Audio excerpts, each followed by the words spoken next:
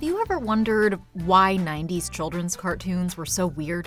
Why did they look like nightmares come to life, and why did some of the themes seem like they weren't exactly for kids? Dexter's Lab, The Angry Beavers, Courage the Cowardly Dog, Ren and Stimpy, Ed, Edd n Eddy, and Johnny Bravo were all shows I wasn't even allowed to watch. My only exposure to these shows was when they were playing in a dentist's office or when I was able to crack the parental controls code on the remote if my parents happened to be out of the house, like the cool 90s hacker I was. Well, it turns out there are a few reasons for that distinct style and tone that set those animated series apart from cartoons in other decades.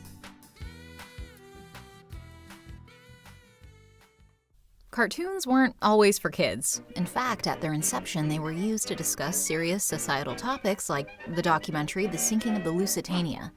Then, of course, like many, if not all forms of technology, the medium got spicy, and in some cases, even mortifyingly offensive. In the 1920s, most animation studios were run by guys who were barely out of high school, and those little monsters loved to draw scantily clad women, substance use, and just about anything they thought was subversive enough to grab people's attention. Animation has always been juvenile, but it's never been innocent. But this all screeched to a halt with the introduction of the Hays Code in 1934, which meant that anything that resembled profanity, obscene gestures, vulgar jokes, and sexual perversion was strictly prohibited until 1968.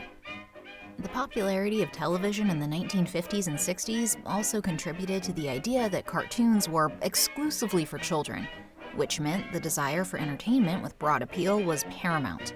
Just like today, more content, more money. And with the popularity of TV came the downfall of the old Hollywood system. Budgets for studio animation dropped dramatically and resulted in animators relying on cost-cutting techniques like reusing sequences and turning story narratives into 25-minute-long commercials aimed at children. The practice soon became an animation studio staple. Then, when the Hays Code was finally lifted in 1968 and truly fucking wild cartoons like Bambi Meets Godzilla, Escalation, and Fritz the Cat found cult and mainstream success, studios started to consider ways they could capitalize on animation and make those big cartoon bucks. When we think of those bizarre 90s shows, it's always the ones that we saw on Nickelodeon and Cartoon Network. You didn't really see that same kind of nightmare-inducing style on other channels because, again, most production companies at the time were treating children's animation as one big commercial to sell toys to kids. Nickelodeon may have actually been the first to really pave the way when it comes to experimental animated children's programming when the network's future president, Geraldine LeBourne, made 2 pilots for a show called Video Dream Theater in 1979 by using different animation styles to visualize children's dreams. LeBourne herself admitted in an interview that the trouble with kids' dreams is they're really scary. It's a lot about abandonment, it's a lot about suffocation. They don't make very good stories. Video Dream Theater is currently considered lost media to this day. 10 years later, LeBourne rounded everyone up who worked at Nick, and they all collectively decided that they wanted to create original animated programming that prioritized the creators as opposed to selling merchandise like their competitors. She sent out letters to animators requesting submissions, saying she was looking for ideas and concepts, and the less developed they were, the better. She asked for drawings as opposed to traditional pitches and sought a wide variety of artistic styles, further distancing the network from consistent animation that was being produced at places like Disney. Meanwhile, Cartoon Network was in the process of launching simply because the Turner Broadcasting System owned over 8,000 hours of animated content consisting of Looney Tunes, Popeye, and Hanna-Barbera. It was the first network that was 24 hours of animated content, a format that had worked for them very well before when they made CNN in order to provide 24-hour news coverage. As we know, that was hugely popular and profitable. Within the next 5-ish years, Rugrats, Doug, Rocko's Modern Life, Ren and Stimpy, Space Ghost Coast to Coast, Dexter's Lab, Johnny Bravo, Cow and Chicken, I Am Weasel, The Powerpuff Girls, Courage the Cowardly Dog, and Mike, Lou, and Og all made their debuts. And it wasn't just kids who enjoyed this artsy and bizarre animation style. Adults tuned in for the subtle, and not so subtle, innuendo. People remembered that cartoons weren't just for kids and that the medium is truly its own art form. This creative freedom allowed animators to not only be wildly whimsical, highly exaggerated, and experimental, it allowed them to reflect the social and political issues in their work. Topics like environmentalism, diversity, and gender equality were often popular themes in the series of the 90s. So, why did it all end?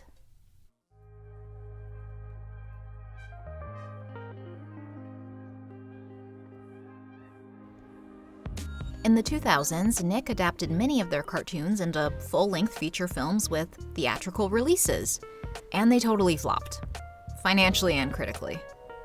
In fact, the Hey Arnold movie was so bad, it was considered not only a failure, but actually did substantial damage to the company's brand name to the point where it lost a sizable amount of trust. The show was canceled shortly after. And all that seemed to freak everyone out enough to play it safe and simply rebrand and reboot series they knew would be a nostalgic hit with the now aging folks who would push their old favorites on the next generation. And then there were advances made in computer animation that made it far easier, faster, and cheaper to create polished, refined, and visually stunning animation in the blink of an eye. Beginning in the 2000s, audiences started to prefer CGI as opposed to traditional animation. Entertainment is a business, and in business, profit is the #1 priority.